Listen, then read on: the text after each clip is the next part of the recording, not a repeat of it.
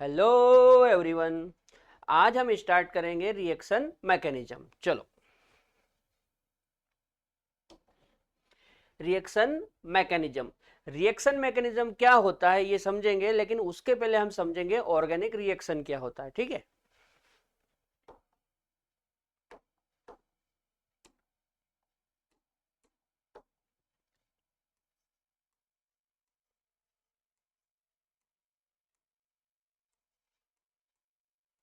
Organic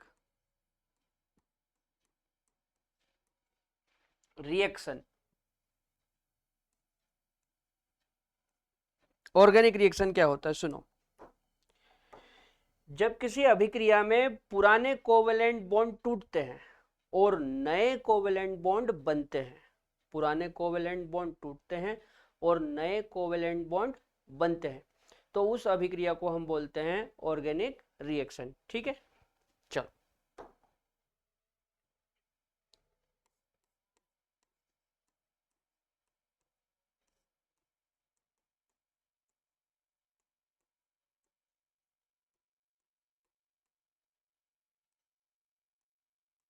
जब अभिक्रिया में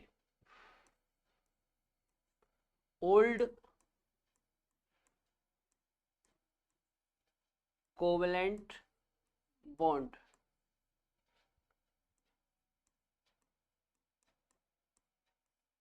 टूटते हैं तथा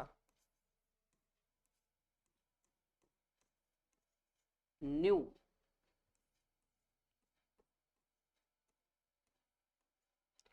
कोवेलेंट बॉन्ड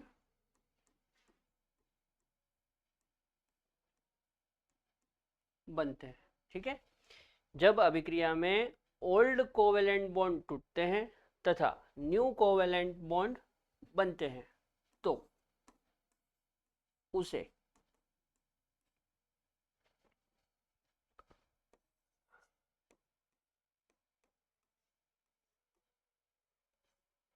कार्बनिक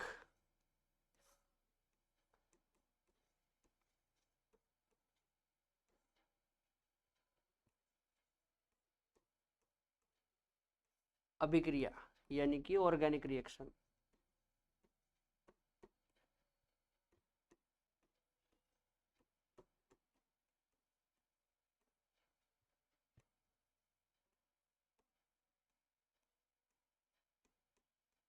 कहते हैं। ठीक है। पढ़ो। जब अभिक्रिया में ओल्ड यानी कि पुराने कोवेलेंट बॉन्ड टूटते हैं तथा न्यू यानी कि नए कोवेलेंट बॉन्ड बनते हैं, तो उसे कार्बनिक अभिक्रिया यानी कि ऑर्गेनिक रिएक्शन कहते हैं। ठीक है ना। जैसे मान लो हम कोई एग्जांपल लेते हैं।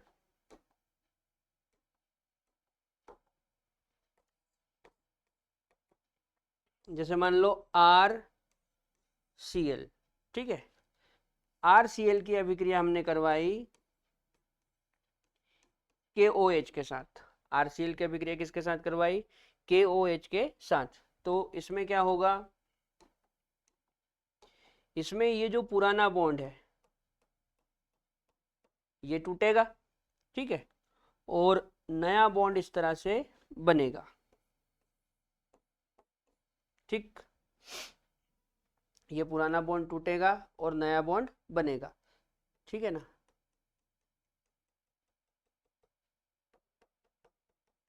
ये पुराना बॉन्ड टूटेगा और ये नया बॉन्ड बनेगा। ठीक है ना। तो इसको हम बोलेंगे new bond. New covalent bond. ठीक है। और ये क्या हो जाएगा? ओल्ड। ये हो जाएगा ओल्ड कोवेलेंट बॉन्ड। ठीक है बेटा, नोट कर लो। चलो, कुछ चीजें यहाँ पे हम समझेंगे, है ना। जैसे अभी मैंने रिएक्शन लिखी थी RCl। ठीक है, और एरो पे लिखा था KOH, है ना, और यहाँ पे लिखा था ROH। ठीक, तो इसको हम सबस्ट्रेट बोलेंगे, इसको हम क्या बोलेंगे, सबस्ट्रेट। ठीक है, अच्छा, ये जो एरो पे लिखा हुआ है इसको रिएजेंट बोलते हैं। क्या बोलते हैं, रिएजेंट। और ये जो है इसको प्रोडक्ट बोलेंगे। क्या बोलेंगे, प्रोडक्ट। ठीक है बेटा, ये सबस्ट्रेट होता है, ये रिएजेंट होता है, और ये प्रोडक्ट होता है। अच्छा, सबस्ट्रेट और रिएजेंट, सबस्ट्रेट और रिएजेंट दोनों को मिला के बोलते हैं रिएक्टेंट।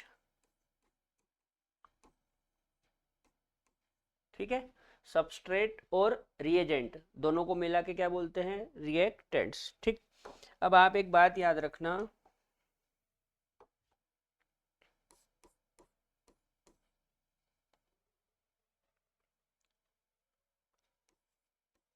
देखो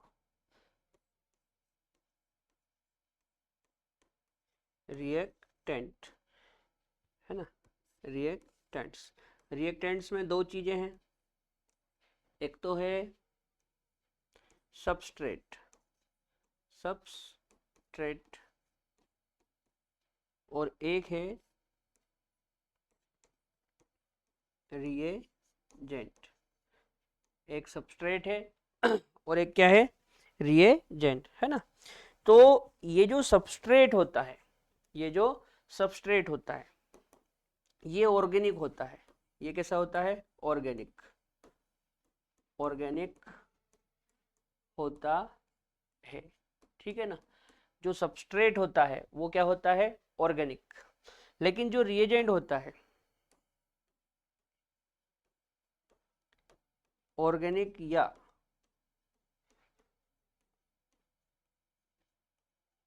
इनऑर्गेनिक हो सकता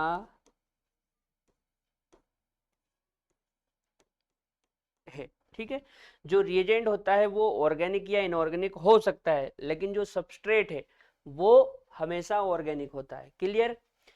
अच्छा, प्रोडक्ट को हिंदी में उत्पाद बोलते हैं। क्या बोलते हैं, उत्पाद। ये जो रिएक्टेंट्स है इसको हिंदी में बोलते हैं अभिकारक।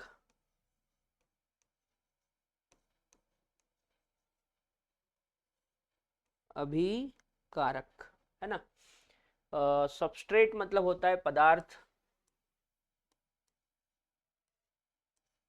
सबस्ट्रेट मतलब पदार्थ, और ये जो रिएजेंट है ये होता है अभिकर्मक, अभिकर्मक।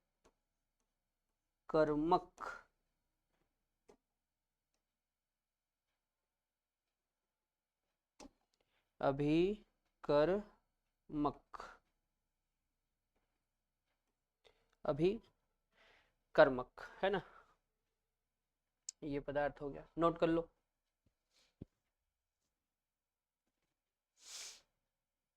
चलो अब हम समझते हैं रिएक्शन मैकेनिज्म क्या होता है।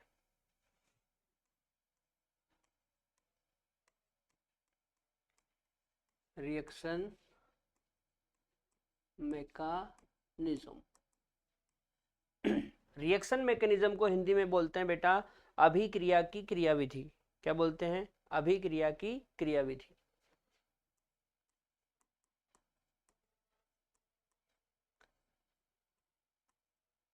अभिक्रिया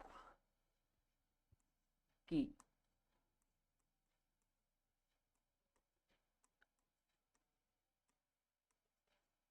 क्रियाविधि, है ना, अभिक्रिया की क्रियाविधि। सुनो क्या होता है, जब किसी ऑर्गेनिक रिएक्शन को स्टेप बाय स्टेप वर्णन करते हैं तो उसे अभिक्रिया की क्रियाविधि कहा जाता है। जब किसी अभिक्रिया का विभिन्न चरणों में वर्णन किया जाता है तो उसी को हम बोलते हैं अभिक्रिया की क्रियाविधि। ठीक है, मैं लिख देता हूं,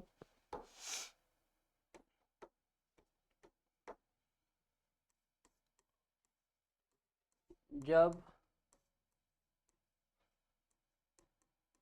किसी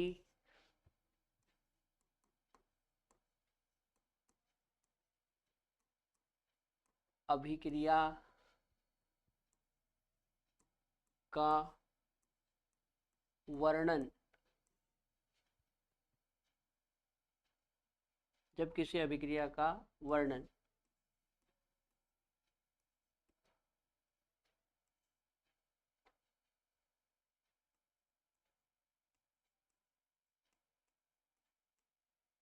विभिन्न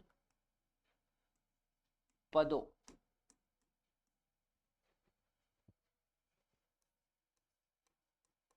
यानी कि स्टेप्स में किया जाता है,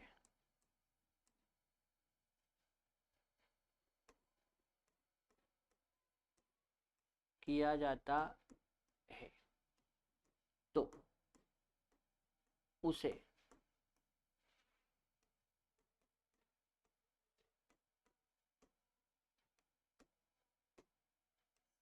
अभिक्रिया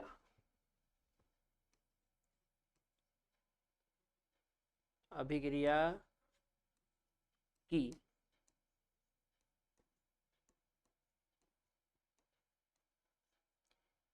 क्रियाविधि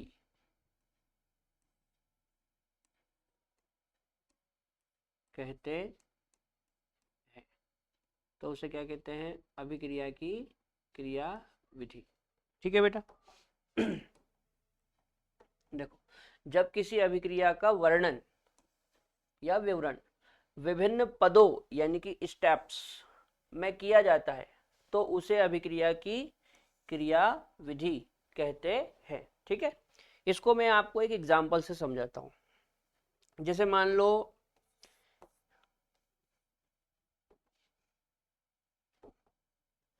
एग्जांपल के लिए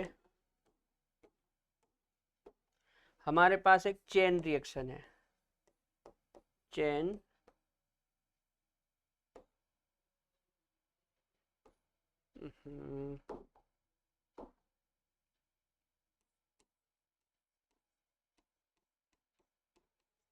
हमारे पास एक चेन रिएक्शन है CH4 प्लस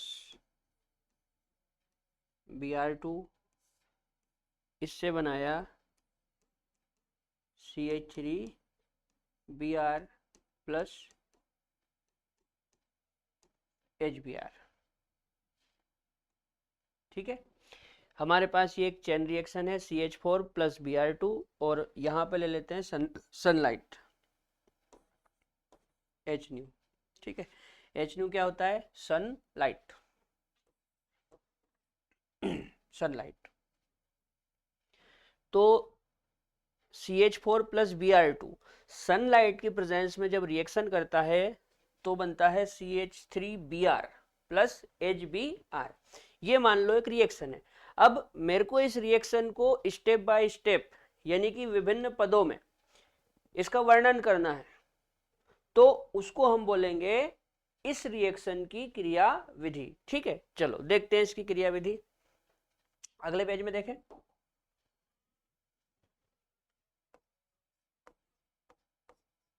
मैकेनिज्म।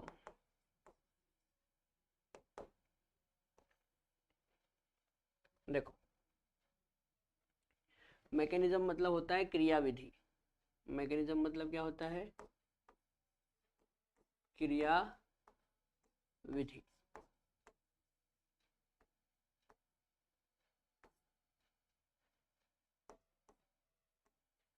अरे यार,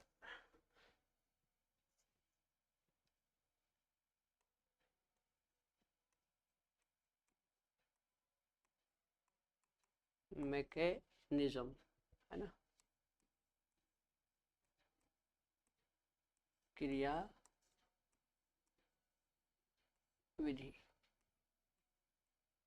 चलो ठीक है, सबसे पहले स्टेप फर्स्ट। जो स्टेप फर्स्ट है इसको यहाँ पे बोलते हैं चेन इनिशिएशन। क्या बोलते हैं? Chain initiation,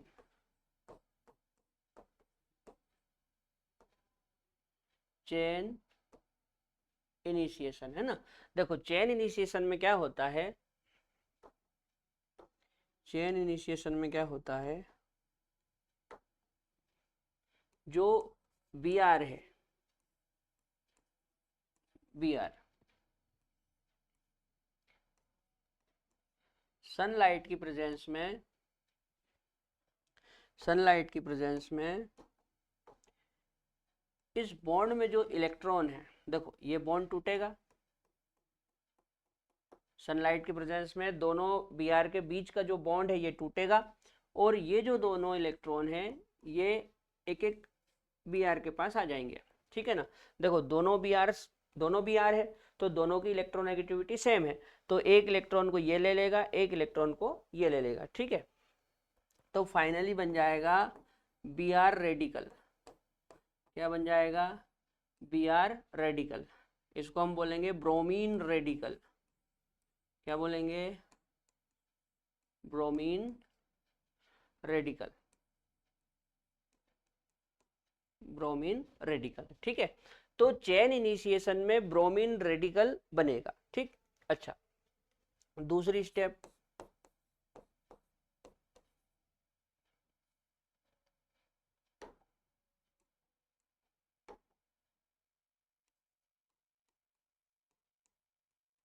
step two. Step two होता है चेन प्रोपागेशन। क्या होता है, chain propagation.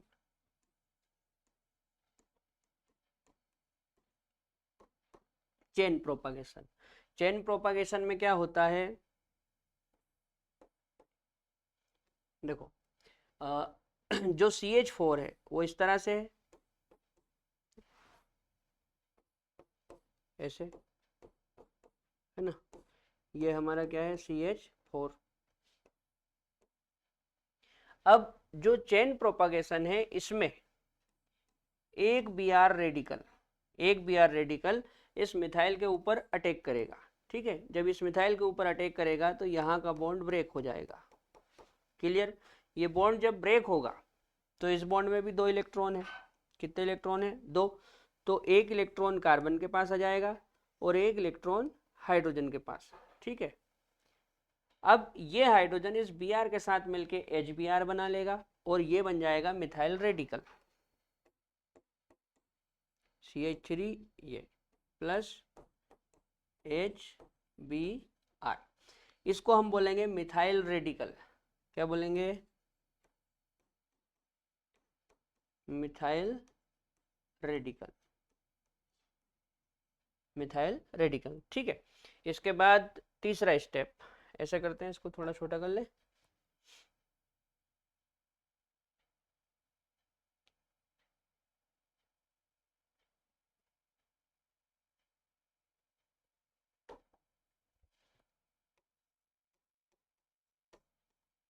Step third, step third को कहते हैं चेन टर्मिनेशन। चेन टर्मिनेशन, क्या कहते हैं, चेन टर्मिनेशन। इस पद में क्या होता है, इस पद में 2 रेडिकल मिलते हैं, इस पद में 2 रेडिकल मिलते हैं, इस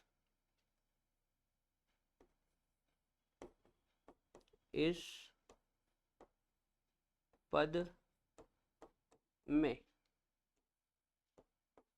2, इस पद में 2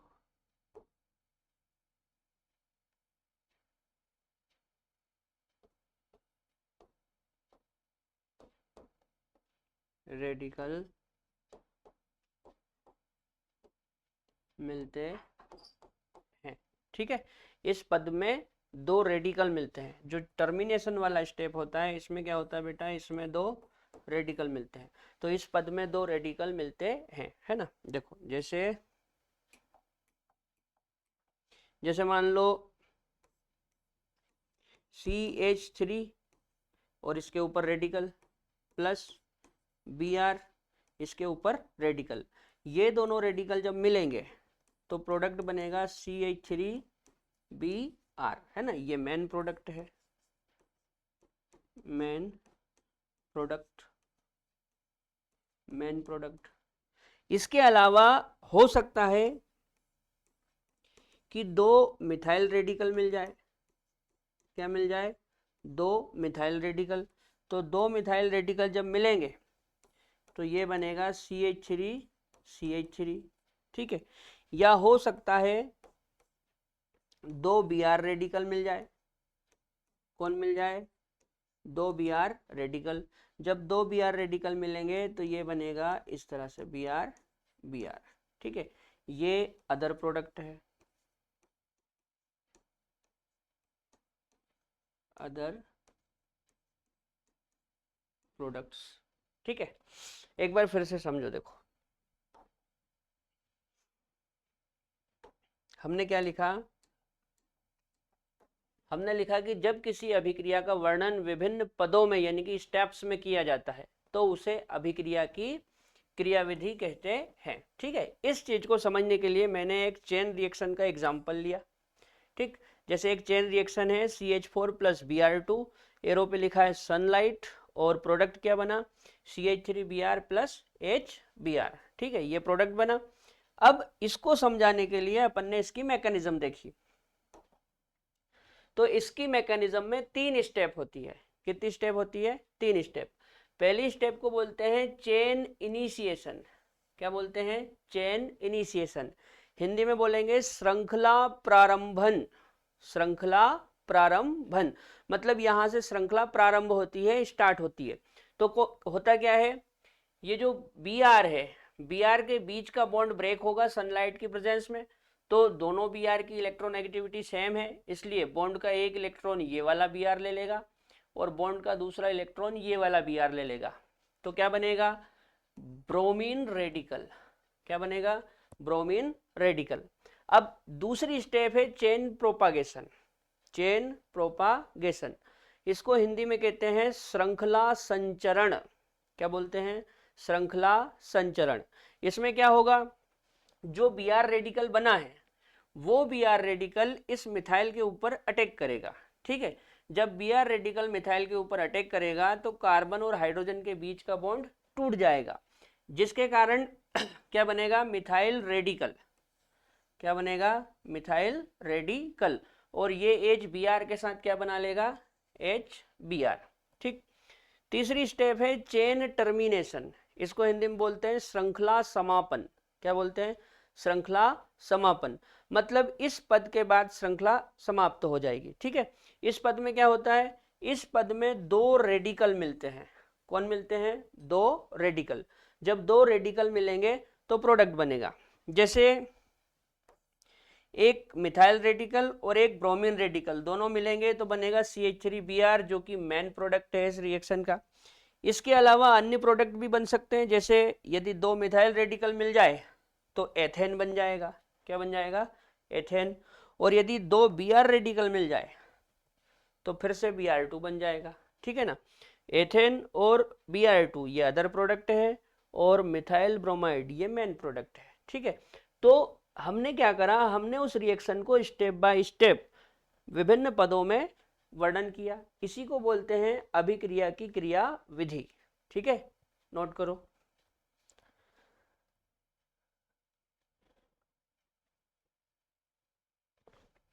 चलो अगली है,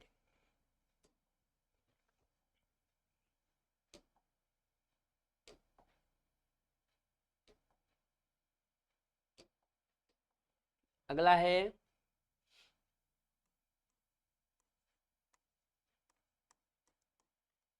रिएक्शन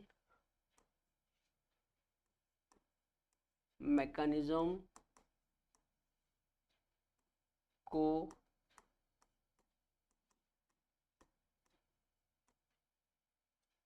रिएक्शन मैकेनिज्म को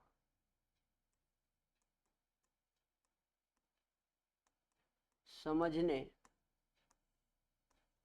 के लिए, रिएक्शन मैकेनिज्म को समझने के लिए कॉन्सेप्ट,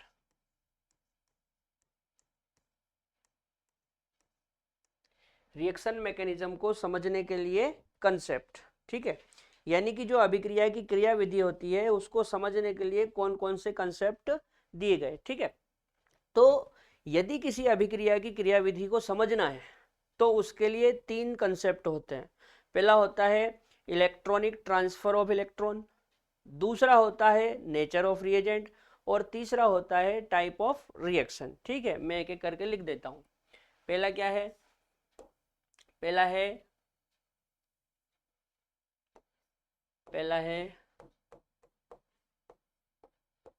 इलेक्ट्रॉनिक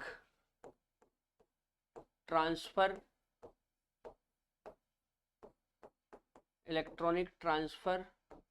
ऑफ इलेक्ट्रॉन्स। पहला क्या है? Electronic transfer of electrons. दूसरा है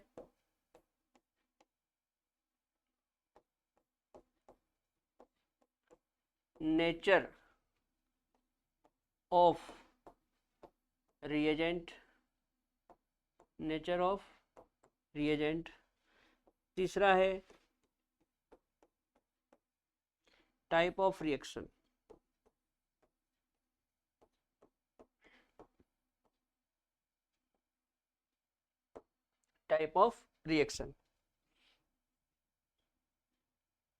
सुनो, रिएक्शन मैकेनिज्म को समझने के लिए 3 कंसेप्ट दिए गए हैं। पहला इलेक्ट्रॉनिक ट्रांसफर ऑफ इलेक्ट्रॉन, यानी कि इलेक्ट्रॉनों का विद्युतीय स्थानांतरण। दूसरा है नेचर ऑफ रिएजेंट, यानी कि अभिकर्मक का स्वभाव, उसकी प्रकृति। और तीसरा है टाइप ऑफ रिएक्शन, यानी कि अभिक्रिया का प्रकार। इनको हम एक एक करके समझते हैं। सबसे पहले electronic transfer of electron.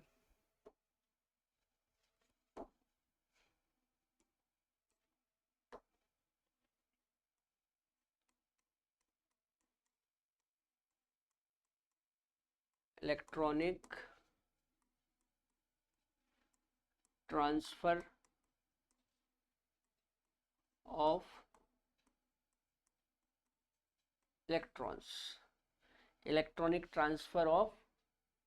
Electrons.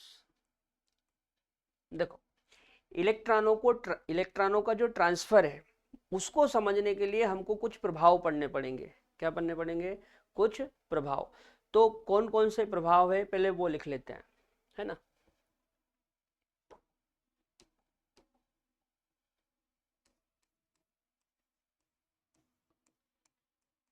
Electrons के ट्रांसफर को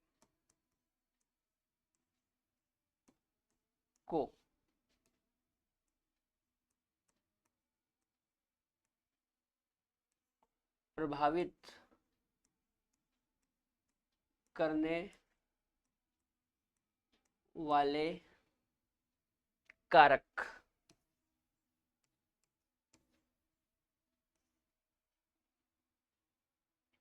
इलेक्ट्रॉन्स के ट्रांसफर को प्रभावित करने वाले कारक, है ना।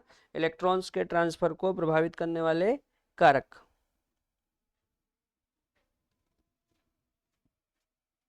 इसमें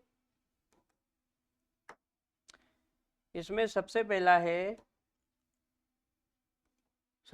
है इंडक्टिव इफेक्ट।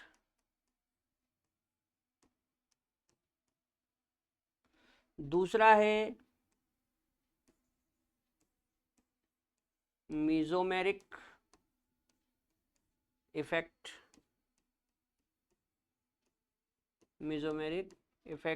ये जो मीजोमेरिक इफेक्ट है इसी को रिजोनेंस बोलते हैं।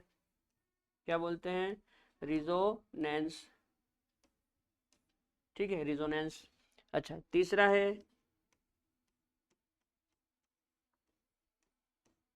Electromeric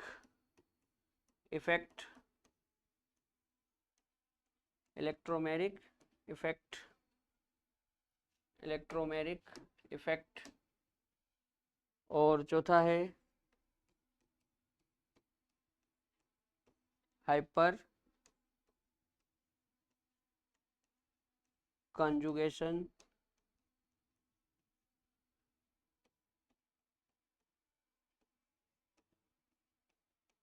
effect. ठीक है बेटा, सुनो, रिएक्शन मैकेनिज्म को समझने के लिए कंसेप्ट, पहली चीज तो रिएक्शन मैकेनिज्म को समझने के लिए 3 कंसेप्ट दिए गए। पहला कंसेप्ट क्या है? Electronic transfer of electrons. दूसरा क्या है? नेचर ऑफ रिएजेंट, मतलब नेचर का स्वभाव। और तीसरा क्या है? तीसरा है टाइप ऑफ रिएक्शन, मतलब अभिक्रिया का प्रकार। उसमें सबसे पहला हम पढ़ रहे हैं इलेक्ट्रॉनिक ट्रांसफर ऑफ इलेक्ट्रॉन। अब ये जो इलेक्ट्रॉनिक ट्रांसफर ऑफ इलेक्ट्रॉन है, इसको समझने के लिए हमको इलेक्ट्रॉन्स के ट्रांसफर को प्रभावित करने वाले कारक पढ़ने पड़ेंगे, ठीक है ना। तो इलेक्ट्रॉन्स के ट्रांसफर को प्रभावित करने वाले कारक, उसमें पहला कारक क्या है? Inductive effect. Inductive effect Hindi में कहते हैं प्रेरणिक प्रभाव। दूसरा है मीजोमेरिक इफेक्ट। जो मीजोमेरिक इफेक्ट है इसको रिजोनेंस या अनुनाद भी कहते हैं। तीसरा है इलेक्ट्रोमेरिक प्रभाव या इलेक्ट्रोमेरिक इफेक्ट। और चौथा है हाइपर कॉन्जुगेशन इफेक्ट। जो हाइपर कॉन्जुगेशन इफेक्ट होता है इसे अति संयुग्मन प्रभाव बोलते हैं। हिंदी में क्या कहते हैं? अति संयुग्मन प्रभाव। ठीक है, नोट करो।